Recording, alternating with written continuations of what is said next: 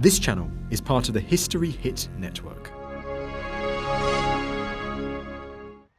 As the guns fell silent at last, and a white powder smoke cleared, the stars and stripes slowly came down over the squat bulk of Fort Sumter.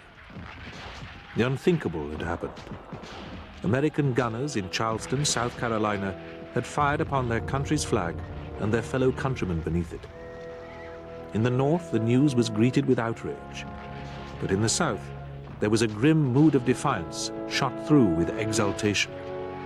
The American Civil War had begun.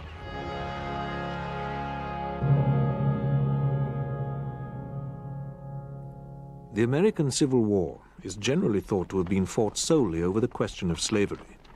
This was certainly the issue which provoked the final crisis, and the split between the states, when it came, eventually lay for the most part between those which permitted slavery and those which outlawed it. Nevertheless, the real underlying cause of the Civil War was one which had remained unresolved since the Revolution, nearly 100 years earlier.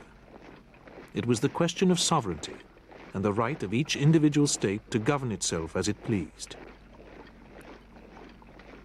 Before the Revolution, each of the original 13 states had been a separate colony, administered by its own locally elected council and a royal governor. They were all very different in climate, outlook, character, and even in religion, from the Anglicans in the Deep South to the Puritans in New England. Just one thing, and one thing alone, united them all: a growing resentment of rule from London. And in 1774, each colony sent delegates to a Continental Congress in order to present a united front to the British government.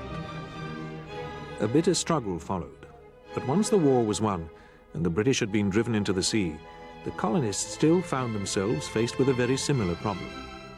Many who fought in the war argued that they had not won independence for their home states only to have them subjected to the authority of Congress instead. Indeed, some went so far as to declare that given the choice, a return to British rule might be preferable to submitting to the dictates of local politicians. By way of a compromise, therefore, the fledgling United States of America was at first governed by Articles of Confederation, which recognized the independence of the individual states and established a weak central government, responsible for foreign policy and for very little else. This soon proved in practice to be unworkable, and within a short time a new constitution was adopted which created a much stronger federal government with considerable powers to regulate domestic issues as well. One of these, the issue of slavery, was slow to make itself felt, but when it did, the result was devastating. Most immigrants to the United States landed in the North. Not only were the ports of Boston and New York much more convenient, but newly arrived Europeans also found the climate there preferable to the damp heat of the South. As a result, northern businessmen found a ready supply of cheap labor, and industry flourished. If you love history, then you'll love History Hit. Our extensive library of documentary features everything from the ancient origins of our earliest ancestors to the daring mission to sink the Bismarck. History Hit has hundreds of exclusive documentaries with unrivaled access to the world's best historians. We're committed to bringing history fans award-winning documentaries and podcasts that you cannot find anywhere else. Sign up now for a free trial, and Timeline fans get 50% off their first 3 months. Just be sure to use the code TIMELINE at checkout. At the time of the Civil War, the United States, both in the North and in the South, was still a very young country. There were, of course, a large number of Native Americans, but immigration was still going on at a considerable rate, even throughout the war. It didn't stop just because the war had started, and to some extent it assisted the Union forces immeasurably, because immigrant boats were still coming in to New York particularly and Boston, with lots of people who had come to the Americas with very little idea of what they were going to do there, and the first thing they met were recruiting officers. Now this suited them nicely. It sort of set them up and it gave them a stake in the new country. But it also led to problems in as much as they couldn't speak English. This was dealt with quite simply by raising German regiments, in which the words of command and to some extent the tactics and everything else were European. There were whole German brigades, and by the end of the war there was in fact a German corps. Other immigrant groups also formed their own regiments. There was Italians, obviously, particularly in the Boston area, and the Irish were another group, both north and south, but particularly associated in the north and the New York area. They formed an Irish brigade, which, like a lot of Irish brigades throughout history, was very conscious of being Irish rather than Irish-American. In fact, after the war, a lot of them tried to invade Canada in 1866 and were soundly thrashed by the Canadian militia in the process. But it was very difficult for a lot of these immigrants to think of themselves as Americans first. They did think of themselves firstly as Germans, Irish and so on. There was even a Scottish regiment who went into battle at Bull Run wearing kilts, which must have been quite a sight in an American battlefield. In the South, by contrast, a comparative shortage of voluntary immigrants meant that black slaves were a vital element in the workforce. Many of them labored on the great cotton and tobacco plantations, of course, but most were actually employed at all manner of occupations, on small farms, in towns, and even in factories. Moves by northern politicians to outlaw slavery in all of the states were therefore greeted with considerable resentment and alarm by Southerners. To them, abolition of slavery was not simply a moral issue, it would also have profound implications for the Southern economy and would place them at an even greater disadvantage against those northern states which did not need to rely on slaves. With the election of Abraham Lincoln to the presidency in 1860, the Southern states saw that the writing was on the wall. Lincoln was pledged to abolish slavery, and their economic ruin would surely follow. At this point, the state of South Carolina passed a motion to secede from the Union. In effect, they asserted the state's independence from central government, much as their forebears had done in the Revolution. Other Southern states quickly followed their example, and the inexorable slide toward civil war began to gain momentum. Had the original Articles of Confederation signed after the Revolution still been in place, there would have been no doubting their right to do so. However, the Constitution which replaced the Articles irrevocably bound the states into an indivisible union. The Southern states naturally disagreed with this interpretation, and just as the rebel colonies had formed a Continental Congress in 1774 to oppose the British Crown, so the rebel states now rather reluctantly formed a Confederate one to oppose the federal government in Washington. On the 12th of April, 1861, hostilities began with the bombardment of Fort Sumter. In anticipation of this, both sides had already been raising troops, and it was confidently expected by everyone that any fighting would be over in a matter of weeks. After all, Washington and the Confederate capital, Richmond, were less than 100 miles apart. One great battle, they thought, should be sufficient to settle the issue. On the 19th of July, 1861, General Irwin McDowell moved southwards with 38,000 Union troops and attacked General Beauregard at Bull Run. He believed that his enthusiastic volunteers outnumbered the Confederate army by 2 to 1, but 12,000 Confederate reinforcements were rushed up by train during the battle, and the day ended in a catastrophic defeat for the Union forces. The war had not after all been settled in an afternoon, and it was time to take stock and reorganize the armies. President Lincoln had originally asked for volunteers prepared to enlist for 90 days. Now he asked for 3-year enlistments. One of those who responded to this renewed call was a young man named Alfred Bellard. Like a great many of those who fought in the war, he was a recent immigrant to the United States. A Yorkshireman, his parents had moved to the United States in the 1850s, and when the war began, he was living in Hudson City, New Jersey. When Fort Sumter was first fired into by the rebels under General Beauregard, my military spirit, along with those of all of the people of the northern states, rose to burning pitch. But, being at the time bound down as an apprentice to learn the carpenter's trade, there was no question of me enlisting. But soon after the Battle of Bull Run, my boss, thinking perhaps that the war would be carried into our own state, left his shop and started for Canada.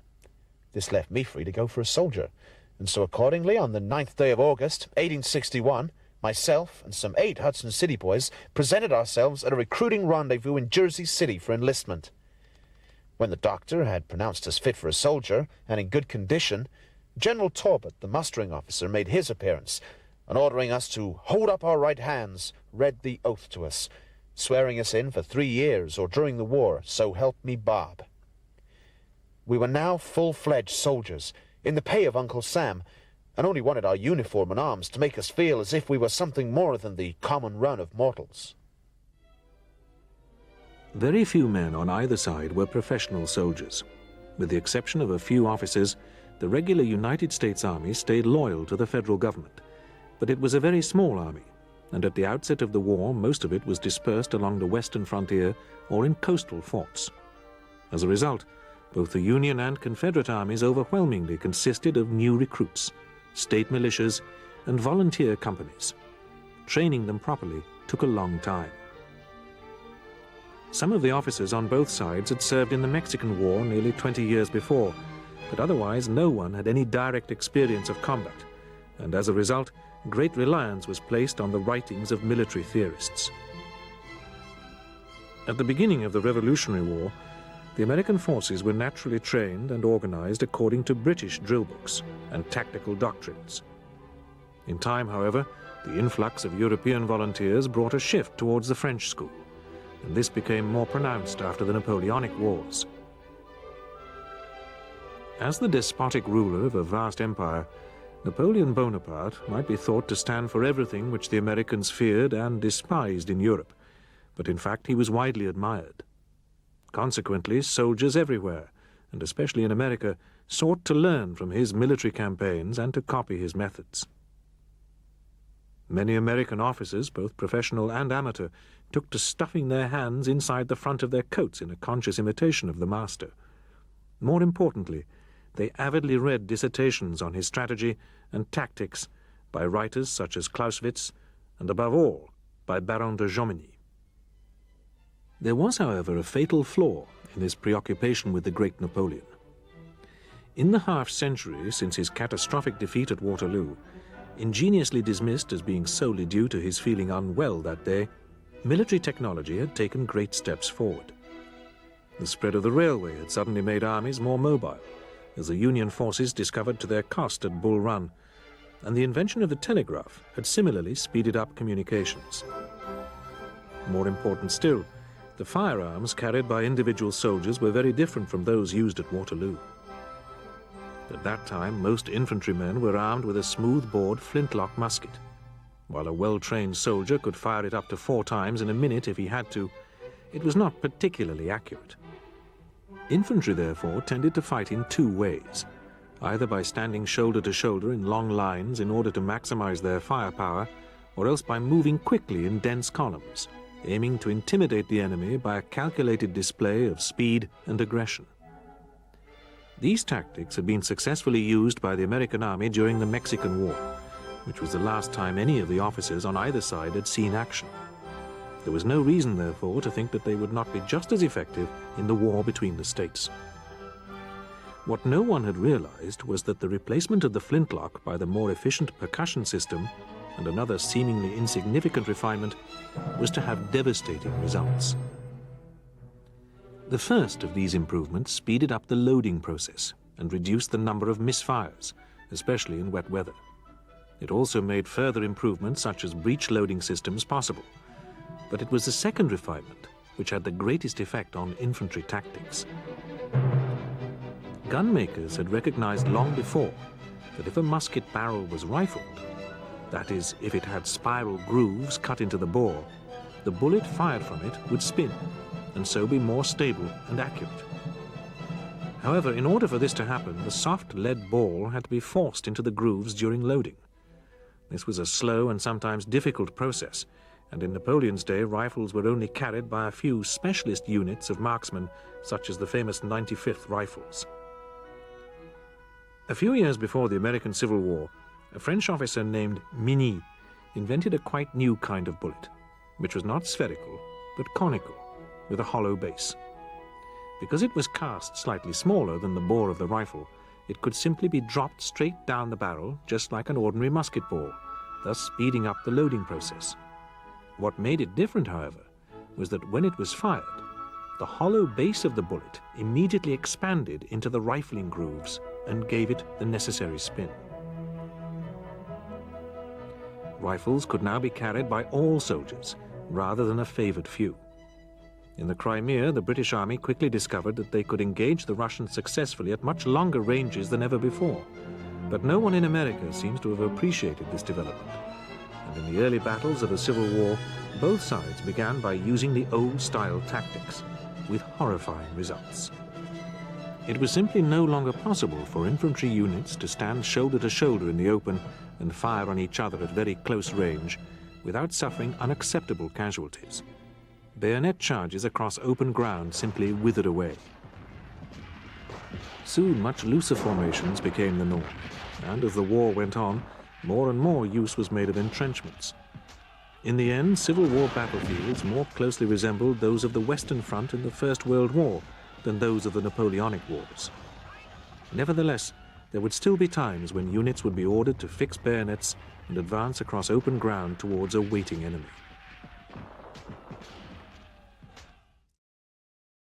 Perhaps one of the most significant developments in the American Civil War as far as military science was concerned was the development of trench warfare. This came about through initially the technology which permitted defending forces to put down such a barrage of fire as to make it difficult for frontal assault to succeed. There were occasions when frontal assaults could succeed depending on the terrain and the calibre of the troops on either side. But generally speaking, frontal attacks were very difficult, and conversely, it was much more easy to defend a position. Now, during the Napoleonic Wars, where a lot of the tactical doctrines which were initially tried in the Civil War had been developed, it was very unusual for troops to dig in. Artillery pieces might be protected since they were static targets, but it was very unusual for infantry to dig in. However, the increased casualties which resulted in the initial battles of the war soon got people digging very hard. Initially, this was quite simple, a matter of rifle pits, which nothing more than a shell scrape, as we would call them today, just a little hole which this individual soldier goes into. But very soon, particularly in the Confederate side, where the Commander-in-Chief, Robert E. Lee, had been trained as an engineer, some very elaborate fortifications developed. And in fact, by the end of the war, you had something which would be very recognisable to the soldiers of the First World War as a trench system. The problems which this created for the Union forces were very quickly recognised. They tried, particularly at Fredericksburg, with very poor success to storm the fortifications. But General Grant, when he took over, developed this policy of trying to rush the fortification. If it didn't work, he'd then try to get round the flank. If that didn't work, he'd try to get further round. And so on it went until he eventually found an open flank. Now, exactly the same thing happened in the First World War. Eventually, this meant that you had a trench line running from the English Channel to the Swiss border. But this didn't happen during the American Civil War, quite simply because they didn't have enough troops. Every time the Union forces attempted to slip round the Confederate flank, they were met by fresh Confederate troops moved down to meet them. Eventually, the Confederates ran out of men, and the Union troops got round the end, and open warfare again broke out, so to speak. But it was a distinct pointer to what was going to happen with the larger armies which came in the First World War. The tragedy of it is, in a way, that it was not recognised at the time.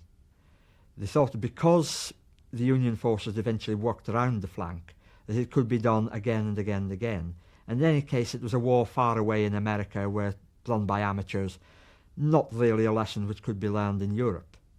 In fact, it was a lesson which turned out to be terribly relevant in 1914 and afterwards.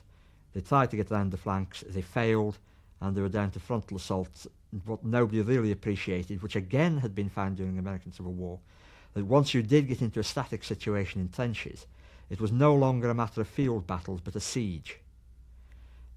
Grant realised this and conducted a siege towards the end of the war, and eventually won by breaking through using siege methods.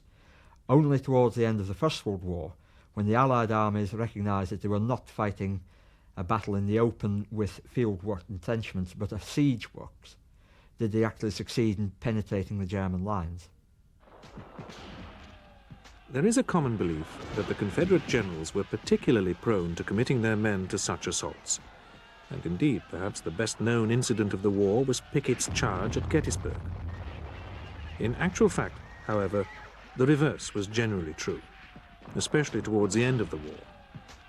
General Lee, for one, made great use of entrenched positions which he defended with great skill against massed Union attacks.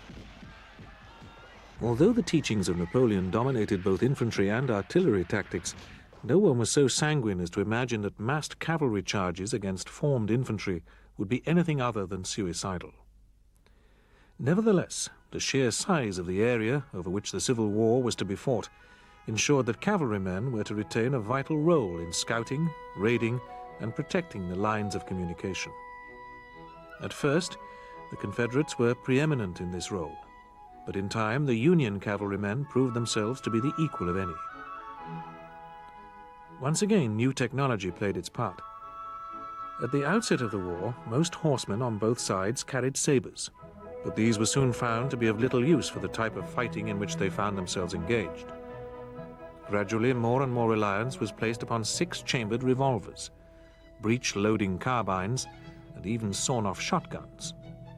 Armed with these new weapons, cavalrymen often served more effectively as mounted infantry. It was going to be a very different war from the one which so many had confidently expected at the outset.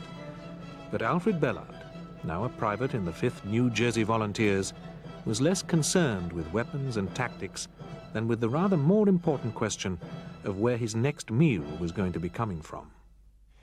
When on the march, we had to do our own cooking as the rations were issued for 3 days. Pork we fried in a pan consisting of half a canteen and a stick, or broiled it on our homemade toasting forks. Coffee and sugar we kept in a bag mixed together. When we wanted a cup of coffee, we put 2 tablespoons full of the mixture in a pint cup of water, and placing the cup on 2 sticks with some hot coals beneath, let it boil. Our crackers we used to fry to make them more palatable, soaking them an hour or 2 to make them soft. We fried them in pork fat and made a tasty meal. The bread we fixed in the same way. Whenever flour was issued out as rations, we made what was called slapjacks. That is, flour and water made into a batter with a little salt and fried in our frying pans. They were not very light, of course, but still, it was a change. We had flour dealt out to us at Harrison's Landings, but had no canteen to fry it in, so it was of no use until I found an old broken shovel. This was cleaned and cooked slapjacks for the whole company. By the spring of 1862, the fighting was rapidly spreading all over America, but major operations were principally confined to just 2 theaters. In the east, the Union Army of the Potomac, based on Washington and now commanded by General George McClellan, faced the Confederate Army of Northern Virginia, while in the west, General Ulysses S. Grant was pushing along the Tennessee River towards the Confederate-held Mississippi. The style of warfare practiced in the west, although no less bloody than that seen in the east, was somehow more casual and informal. Even the officers managed to look down at heel, and contemporary observers found General Grant in particular to be a rather unimpressive-looking figure. Grant was 5 feet 8 inches and slightly stooped. He had cold blue eyes and a big jaw hidden behind a scrubby, messy, light brown beard which went well with his scrubby, messy uniform. One of the things which illustrates how different affairs were conducted in the West was an incident which happened to Grant during the fighting around Chattanooga. He went off on a reconnaissance one day, and the idea of doing these reconnaissances, you don't go off with a large following because otherwise people see you coming and take the necessary steps, as you say. And he went off just by himself, and I think about a single ADC with him, and wandered off down this road. He thought he was heading towards one of his own positions, but he came round the corner, and lo and behold, there was this Confederate guard post. Grant drew up short, obviously, and this Confederate sentry looked at him, and mind-boggling eyes gaping, and eventually recovered his composure in time to say, "Turn out the guard, General Grant."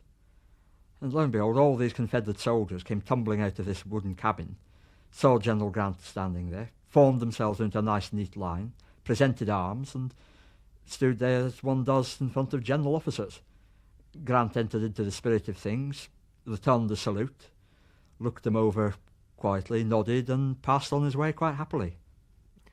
Nevertheless, despite his habitually shabby appearance and an occasional drink problem, he enjoyed Lincoln's full confidence. For, as the president once remarked when pressed to dismiss him, he fights.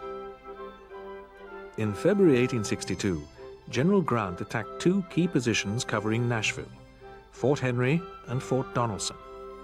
When the defenders of Donelson requested terms for their surrender, Grant replied, "No terms except unconditional and immediate surrender can be accepted. I propose to move immediately upon your works." The shaken Confederates took him at his word, and 14,000 promptly filed out and laid down their arms. Nashville also fell shortly afterwards, and the victorious Union general was thereafter known as Unconditional Grant. In response, the Confederate general, Albert Sidney Johnston, launched a desperate surprise attack on Grant's men at Shiloh on the 6th of April. At first, all seemed to be going well, but against all expectation, Grant managed to hang on long enough for reinforcements to arrive. Johnston was killed, and next day Grant counterattacked, forcing the Confederates to withdraw. Meanwhile, in the east, General McClellan assembled some 180,000 men to oppose the 50,000 Confederates defending Richmond. Somehow, however, he could not be persuaded that he outnumbered the enemy by more than 3 to 1, and it took President Lincoln's personal intervention to set him moving southwards. Still unwilling to mount a direct assault on the Confederate positions, McClellan rather boldly swung the greater part of his army around to approach Richmond from the southeast, up the peninsula between the York and James rivers. Initially, some good progress was made. Confederate counterattacks were weak and poorly coordinated, even after General Robert E. Lee assumed command. But McClellan remained too cautious to take advantage of his success. Then, on the 1st of July, Lee attacked once again at Malvern Hill. Private Bellard of the 5th New Jersey was there and witnessed an unusual cavalry charge. Our position now was anything but pleasant, for the shot and shell that were intended for the advanced brigades came bounding over the field and fell into our own lines, one shell killing 2 men and wounding a 3rd. The shell went through the breast of one man, cut the lower part of the body off another, struck the hand off the 3rd, before burying itself in the ground without bursting, thus saving more of us. Rush's Lancers made a charge during the day, and I believe it was the only one they ever did make. From our position we had a good view of the field over which they passed, and it was a sight worth seeing as they came into view from behind a clump of woods in line of battle, the lances set for the charge with the red pennants floating in the breeze. The enemy fled when they saw this formidable array coming, preferring the shelter of the woods to being impaled on the end of a spear. Towards dark, our batteries opened on the rebels with renewed vigor, and until 9 p.m. the bombardment was terrific awful to hear, but still worse to be under, as the rebels found to their cost. Their loss in that fight was awful, and put a check to their advance as an army. Lee was decisively repulsed, but McClellan, instead of exploiting the victory, merely took the opportunity to make his own retreat. Richmond for the moment was safe, and Lee was therefore able to switch most of his army northwards by rail to attack those Union troops left behind to cover Washington. After beating them briskly on the old Bull Run battlefield, he was then ordered to follow up the victory by invading the north, and on the 17th of September he met McClellan once again near Sharpsburg in Maryland. Outnumbered, Lee, who had once been trained as an engineer, dug in along the line of the Antietam Creek and waited for the inevitable assault. For much of the day, the battle was dominated by General Ambrose Burnside's vain attempts to push his men over a narrow bridge. His losses were appalling and quite unnecessary, for when reinforcements were eventually rushed up, they found that the creek was shallow enough to be forded. Across at last, the Union forces now looked poised to win the battle, but McClellan, cautious as ever, refused to commit his reserves, and a Confederate counterattack tumbled them back again. Lee had won the battle, but both sides lost over 12,000 men. It was the bloodiest single day's fighting in the whole war, and the Confederate army was so badly weakened that Lee had no option but to abandon his offensive and retreat southwards again, back to Virginia. Anxious to regain the initiative, President Lincoln seized upon this threadbare opportunity to issue his Emancipation Proclamation. Although personally a long-standing opponent of slavery, he took this historic step only after some considerable heart-searching. My paramount object in this struggle is to save the Union. If I could save the Union without freeing any slave, I would do it. And if I could save it by freeing all the slaves, I would do it. And if I could save it by freeing some and leaving others alone, I would also do that.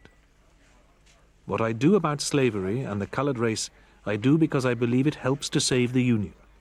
And what I forbear, because I do not believe it would help to save the Union. Taking effect from the 1st of January, 1863, the Emancipation Proclamation dramatically changed the war's focus. It was no longer simply a battle to uphold the authority of the federal government and to preserve the Union. Now it was also a mighty crusade to free the slaves in the Confederate States. This, in turn, had two important effects. Until the proclamation was made, the Confederate government had hoped for foreign assistance. There was some reason to hope that Britain would intervene on the side of the South, but with slavery now the dominant issue of the war, such hopes were dashed. Britain could not support slavery, and the struggle would therefore remain an all-American affair. One of the big problems which the Confederate States faced at the start of the war was not only had the regular army not gone over, but stayed with the government, but very substantially the Federal Navy had done so likewise. So that when the war started, not only did the Confederates not have a navy, but the Union Navy was actually able to blockade their ports. This in turn was very difficult because it meant that they were unable to bring in any appreciable quantities supplies of industrial goods, particularly weapons, rifles, and percussion caps, artillery pieces, that sort of thing, which they were unable to manufacture themselves in any great quantity. Conversely, they couldn't export stuff like cotton and the other materials which were used to pay for these materials in any appreciable quantity. They were able throughout the war to beat the blockade, but only in small numbers. They weren't able to get in the material which they required in any great quantity because of this American blockade. The best that the Confederate Navy itself was able to do was to defend the ports, usually with small paddle steamers, that sort of thing, and the first ironclads. Because they weren't intended to be seagoing boats, they could load quite a lot of armour and tie them, which gave them Federal forces a bit of a problem at first until they realised that they didn't need to be seagoing either and bolted on just as much armour themselves. Out in the wider seas, so to speak, not only did the Confederates try to bring in supplies, usually with private vessels, but they also attempted to disrupt the very considerable American trade overseas, including the whaling industry, which again had military implications. But for this they needed warships, which they didn't have the capacity to build themselves, but which they could buy overseas, particularly from Camel Laird and Birkenhead. They built a number of large warships for the Confederate Navy.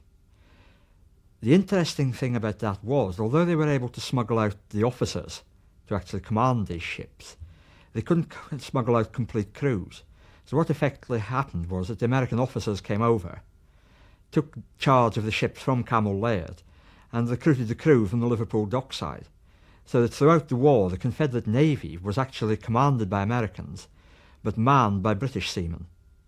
This led to some problems after the war when the victorious federal government turned around and demanded reparations both for these ships which had been built in British shipyards and for the British crews, which soured relations a bit after the war, but it had interesting results. At the same time, with the federal government now pledged to free all slaves, the Confederate States saw more clearly than ever before that a Union victory would lead to economic disaster and fundamental social change. A negotiated settlement was no longer possible. Now it must be a fight to the death. Encouragingly for the South, the year ended with a federal disaster. McClellan was reluctant to pursue Lee, and eventually Lincoln replaced him with General Ambrose Burnside. Displaying the same pig-headed stubbornness which led to the terrible losses at Antietam, Burnside flung regiment after regiment into a series of suicidal frontal assaults on Confederate positions at Fredericksburg on the 13th of December. No fewer than 12,500 Union soldiers were killed or wounded without gaining a yard of ground. As Burnside's inept operations ground miserably to a halt in the mud around the Rappahannock River, he in turn was replaced by General Hooker. Better known as Fighting Joe Hooker, the new commander of the Army of the Potomac planned a two-pronged attack on Lee. Part of his army launched an understandably half-hearted assault on the old Confederate positions at Fredericksburg, while he himself intended to attack Lee's left wing at Chancellorsville. Unfortunately, Hooker lost his nerve at the very last moment, and despite an overwhelming superiority in numbers, stood on the defensive and was badly beaten.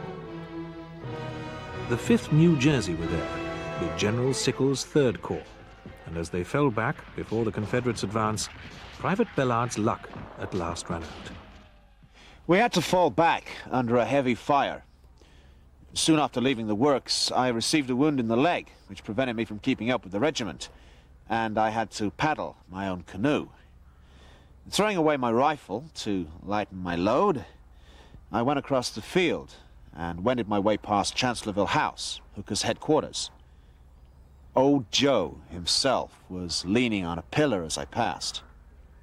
Being now out of the line of fire, I was met by the ambulance corps, who wanted to carry me from the field on a stretcher. But as I could walk, and with so many badly wounded laying on the field, I declined their invitation and told them to pick up some of our boys who could not help themselves. This, I believe, they did not do, as they were anxious to keep out of the way of the bullets themselves. Traveling along slowly, I crossed the river, and reaching the field hospital by dark, I lay down and went to sleep. The next morning, I got some bandages from the hospital steward and dressed the wound myself, for I was afraid from the looks of the wound, which had turned black, that the doctors would want to experiment on it and perhaps cut it off altogether. By the middle of May, Hooker was back across the Rappahannock again, having lost nearly 17,000 men. Once again, Lee was ordered to follow up his victory by invading the North. The Confederate government was only too well aware by now that it could not hope to win a defensive war. The odds against it were simply too great. The South's survival depended now on winning a swift and decisive victory which might, even at this late stage, force the federal government to the negotiating table. First, Lee crossed into the Shenandoah Valley in order to outflank the Union forces. But on the 9th of July, his cavalry, led by General Stuart, were surprised at Brandy Station. It was the largest cavalry battle of the war, and although it ended in a draw, the myth of Confederate invincibility was shattered. The formerly despised Union cavalry had successfully demonstrated that they were the equal of the Southern Cavaliers. Worse still, instead of scouting for Lee, General Stuart then tried to retrieve his somewhat tarnished reputation with a dashing raid deep into Maryland. Abruptly deprived of his cavalry screen, Lee moved blindly into Pennsylvania, unaware that the Army of the Potomac, now led by General George Meade, was closing in. Some battlefields are carefully chosen by the generals who fight on them. At Waterloo, for example, the Duke of Wellington took his stand on a ridge which he had carefully examined some time before. But the Battle of Gettysburg, perhaps the greatest battle in American history, occurred there quite by accident. Just as Richard III is said to have lost his crown for the want of a horseshoe nail, Lee might be said to have lost the Civil War because some of his men were barefoot. Early on the morning of the 1st of July, 1863, a Confederate divisional commander, General Heth, moved his men towards the small town of Gettysburg. Rumor said that there was a supply of boots in the town. Instead, they ran into General John Buford's Union cavalry. Dismounting his 2 brigades, Buford tried to hold a position on a ridge to the east of the town. Heth immediately called for reinforcements. After a time, Buford in turn called for help, and both armies ponderously swung around and headed for the small Pennsylvania town. At first, the fighting went in the Confederacy's favor.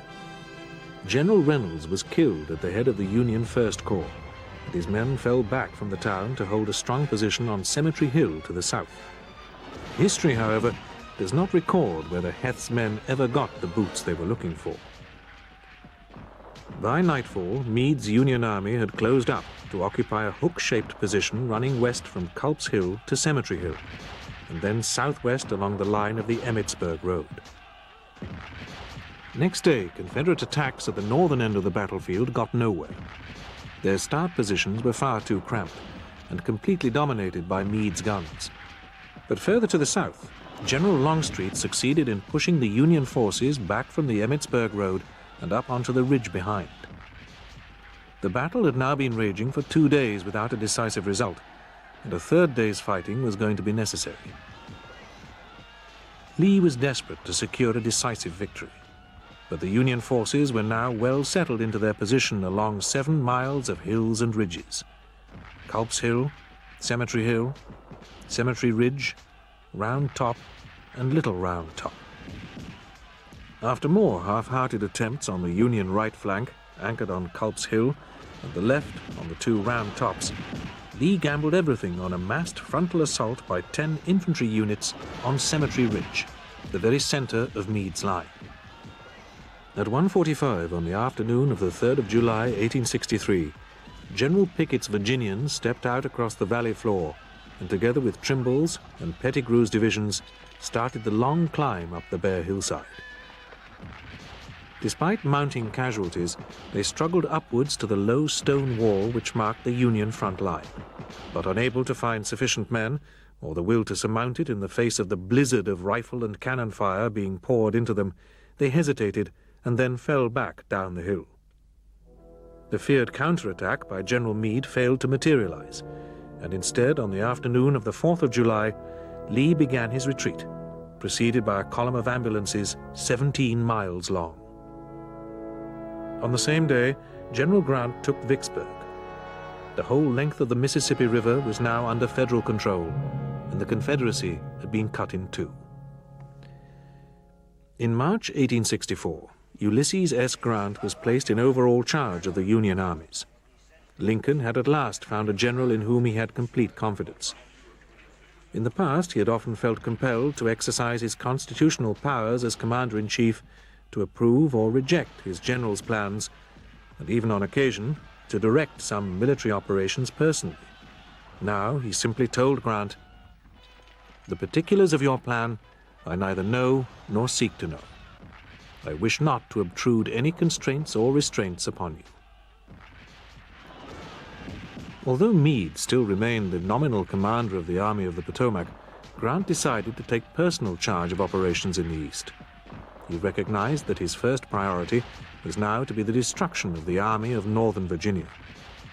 He set about this task with a single-minded determination which astonished and finally appalled the Confederates. Aiming to cut Lee off from Richmond, Grant at first found himself sucked into a confused, uncontrollable battle in the wilderness, a 140-square-mile tangle of brush and thicket. After 3 days, Grant recognized he was getting nowhere and broke off the battle.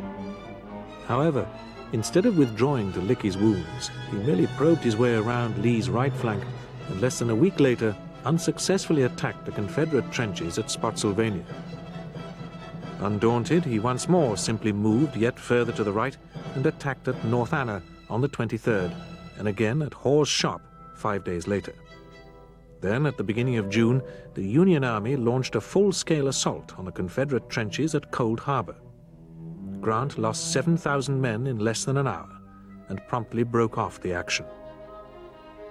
Lee may have been forgiven at this point for believing that he had at last won himself a breathing space. But on the 12th of June, under cover of a diversionary raid by General Sheridan's cavalry, Grant yet again slipped past the Confederate flank, crossed the James River by means of a pontoon bridge, and moved on Petersburg. Both Richmond and Petersburg formed part of the same defensive network. Capture of one would ensure the fall of the other. It was time for a siege, and trench warfare began in earnest. As Grant's grip slowly tightened, the Confederate general Jubal Early launched another despairing invasion of Maryland in an attempt to draw off the Union forces. Washington, for a time, was threatened, and while Sheridan's cavalry raced northwards to save the capital, Alfred Bellard, now a corporal in the veteran Reserve Corps, found himself firing his last shot. On the 12th of July, we went out on a skirmish line as the rebels were to our front and the artillery had got to work. Our lines were on a range of hills around the city, well fortified with earthwork forts, armed with siege guns, and the whole chain of forts linked with rifle pits. Advancing to the edge of the hill, we deployed as skirmishers with our company on the extreme left. After we had scrambled over lots of brushwood, we finally reached our position on the crest of the hill and saw the rebel skirmishers posted on a range of hills just in front of us. But out of range as far as we were concerned, for we were armed with smoothbore muskets, while the rebels had long-range rifles. I made up my mind to draw the rebel fire. So, taking my gun, I stood up by the stump of a tree that stood on the brow of a hill, and taking aim at the nearest rebel that I could see, blazed away. The ball kicked up the dust about halfway between us, down in the hollow. In response to my shot, there was a puff of smoke and a rifle ball whistled over my head. A short time after, we were relieved by a body of dismounted cavalry who marched along the line and took our place, the commanding officer telling us to clear out, as he could do without us. Meanwhile, out in the west, Grant's successor, General Sherman, was making steady progress. Atlanta fell to the Union forces at the beginning of September, and he then commenced his famous march to the sea. Central Georgia was devastated, making it ever more difficult to feed the Confederate armies. In Richmond, they were especially hungry. Grant continued to make progress in encircling the rebel capital, and by the end of October, only a single supply route, the South Side Railroad, remained open.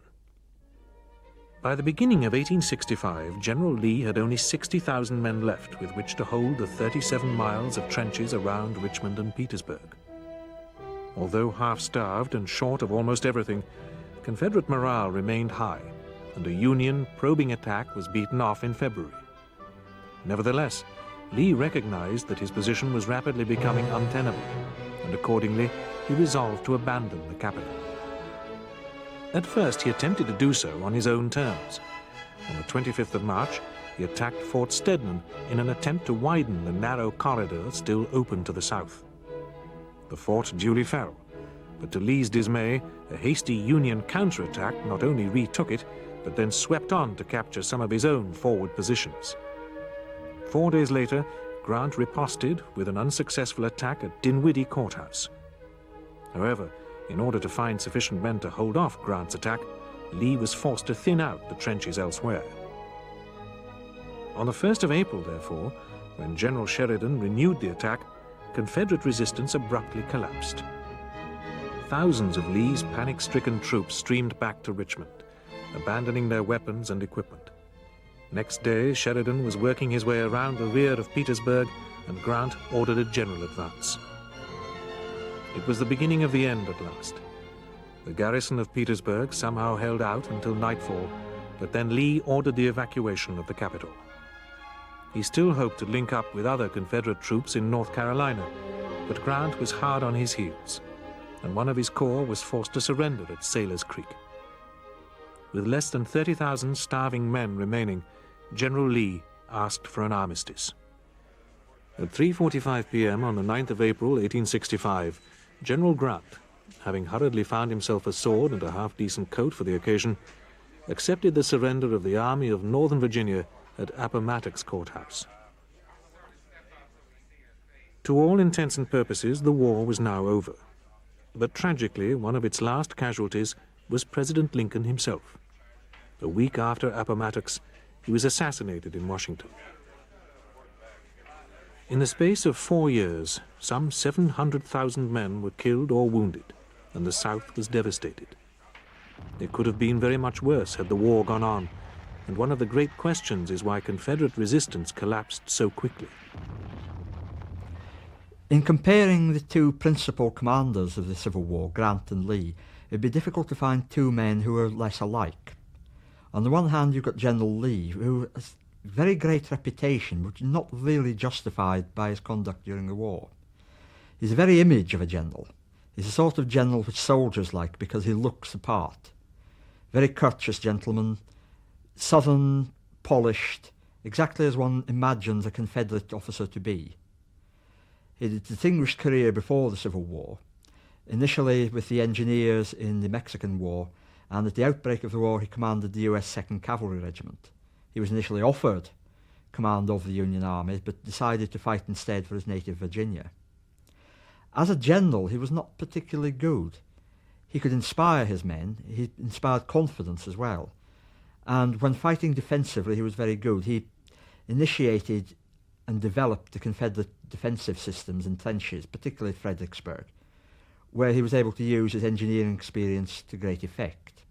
But he was not such a good officer when it came to advancing, and he was certainly not very good at commanding, or rather controlling, his subordinates. An excellent example occurs in the Gettysburg campaign, where he was quite unable to control General Stuart, his cavalry commander.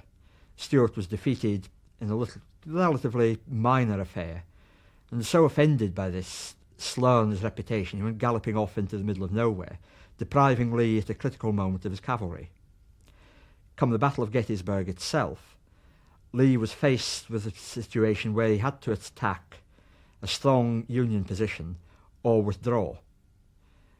He couldn't turn around the flank because of the difficulties with terrain and time. He felt he had to force a decision, and he overruled his own subordinates, particularly General Longstreet, in launching a ferocious attack across open ground against a prepared position, which suffered the quite predictable fate. It got shot to pieces. Grant, on the other hand, the only way really you could describe Grant is seedy. He was also from time to time an alcoholic. But as Lincoln himself remarked, he fights. He was a very tenacious commander, but at the same time he was able to balance his tenacity with a knowledge of just how far he could push it. In the fighting around Petersburg and Richmond, he pressed home attacks until the point at which he knew that that attack was not going to succeed. Instead of persisting with that attack, as other Union generals such as Burnside would have done, he then broke off. He knew when an attack was being unprofitable, he cut it off there and then. But instead of pulling back, he'd try again somewhere else, and keep trying until he found that weak point. This happened at Petersburg, when he put in an attack which failed, because Lee had pushed up the reinforcements in time to support that attack. But Lee, in order to do that, had to strip his defences elsewhere, and Sheridan was then able to push in against that weakened line and create the breakthrough which Grant needed. Then, once the Confederates were starting to get on the run, Grant got on the trail. He didn't sit back and enjoy the fact he'd won the battle. He didn't sit there and say, that was a good day's fighting, boys, get your breath back and we'll see what happens tomorrow. As soon as the Confederates were going, he got on the tail and he kept going. Now, although there's a lot of sentiment these days about the South will rise again, and a view in certain quarters that the South lost because it was overmatched in resources, at the time the South lost because Lee was defeated. Because Grant got on top of Lee, he smashed him and kept smashing him until at Appomattox Lee just had enough. His troops were surrendering not just by little groups, not just by battalions, but by whole divisions. They'd had enough. They were not allowed to get away with it. Grant got on the tail and just wouldn't let them go. The defeated Southerners were firmly of the belief that they were simply outnumbered and outgunned, but in practice they normally matched the Union forces on the battlefield. Another, less palatable reason is that having asserted their independence by seceding from the Union, some of the states proved reluctant to acknowledge the authority of the Confederate government instead. They therefore found it difficult to offer their wholehearted support and regarded other states merely as allies. The real cause of the Confederate defeat was, however, something much more fundamental. The Union armies, led by unconditional Grant, faced them in the field and beat them.